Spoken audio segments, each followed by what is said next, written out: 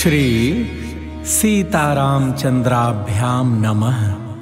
श्रीमद्वाल्मीकीय रामायणं बालकांडं षष्ठः सर्गः।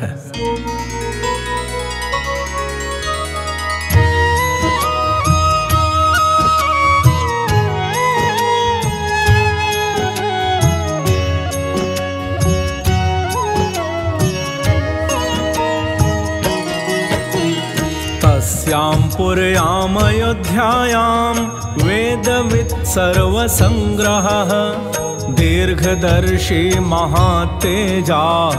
पौरजानपदप्रियः इक्ष्वाकूणामतिरथो यज्वा धर्मपरो वशी महर्षिकल्पो राजर्षिः त्रिषु लोकेषु विश्रुतः बलवान् निहतामित्रो मित्रवान् विजितेन्द्रियः धनैश्च सञ्चयैश्चान्यैः शक्रवैश्रवणोपमः यथा मनुर्महातेजा लोकस्य परिरक्षिता तथा दशरथो राजा लोकस्य परिरक्षिता तेन सत्याभिसन्धेन त्रिवर्गमनुतिष्ठता पालिता सा पुरी श्रेष्ठा इन्द्रेणेवामरावती तस्मिन् पुरवरे हृष्टा धर्मात्मानो बहुश्रुता नरास्तुष्टा धनैः स्वैर्लुब्धाः सत्यवादिनः नाल्पसन्निचयः कश्चित् आसीत् तस्मिन् पुरोत्तमे कुटुम्बीयो ह्यसिद्धार्थो गवाश्वधनधान्यवान् कामीवान् कदर्यो वा नृशंसः पुरुषः क्वचित् द्रष्टुं शक्यमयोध्यायां नाविद्वान्न च नास्तिकः सर्वे नराश्च नार्यश्च धर्मशीलाः सुसंयताः मुदिताः शीलवृत्ताभ्यां महर्षय इवामलाः ना कुण्डली ना मुकुटी ना सृग्वी नाल्पभोगवान् ना मृष्टो न नलिप्ताङ्गो ना सुगन्धश्च विद्यते ना मृष्टभोजी ना दाता नाप्यनङ्गदनिष्कधृक् ना हस्ताभरणो वापि दृश्यते नाप्यनात्मवान् नानाहिताग्निर्नायज्वा न क्षुद्रो वा न तस्करः कश्चिदासीदयोध्यायां न चावृत्तो न संकरः स्वकर्मनिरता नित्यं ब्राह्मणा विजितेन्द्रियाः दानाध्ययनशीलाश्च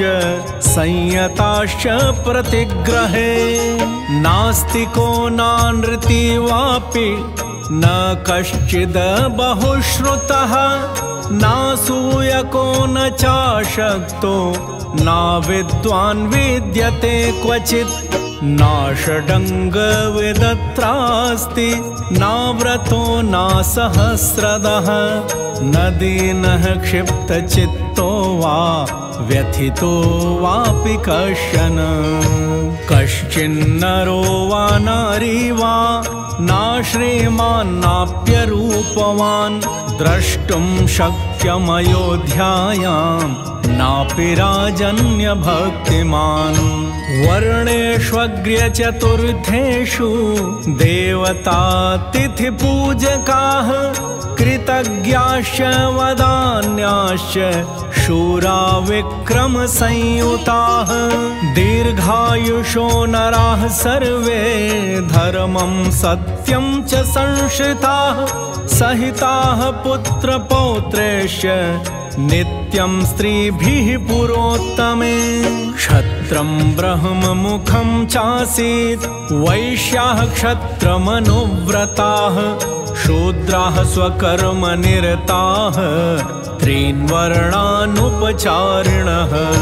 सातेनेक्ष्वाकुनाथेन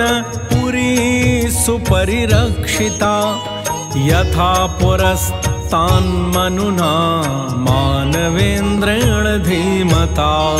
योधानामग्निकल्पानां पेशलानाममर्षिणां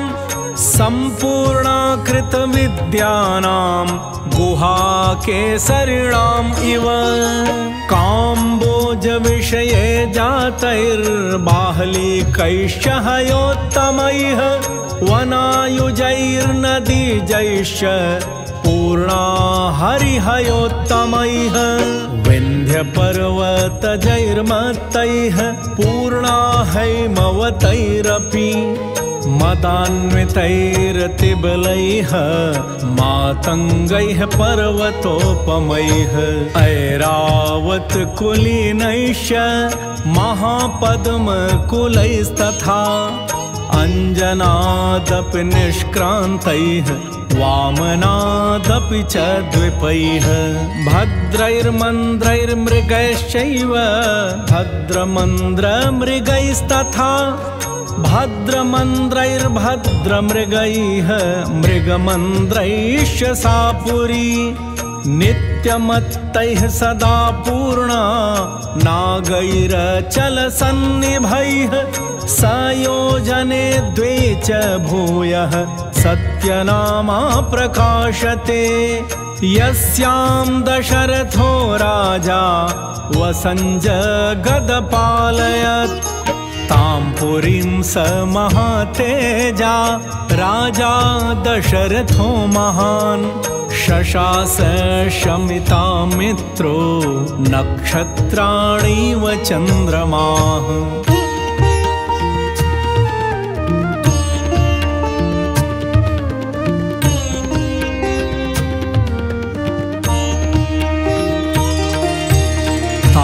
सत्यनामां दृढतोरणार्गलां गृहैर्विचित्रैरुपशोभितां शिवां पुरीमयोध्यां नृसहस्रसङ्कुलां शशास वै शक्रसमो महीपतिः। इत्यार्षे श्रीमद् रामायणे वाल्मीकिये आदिकाव्ये बालकाण्डे षष्ठः सर्गः।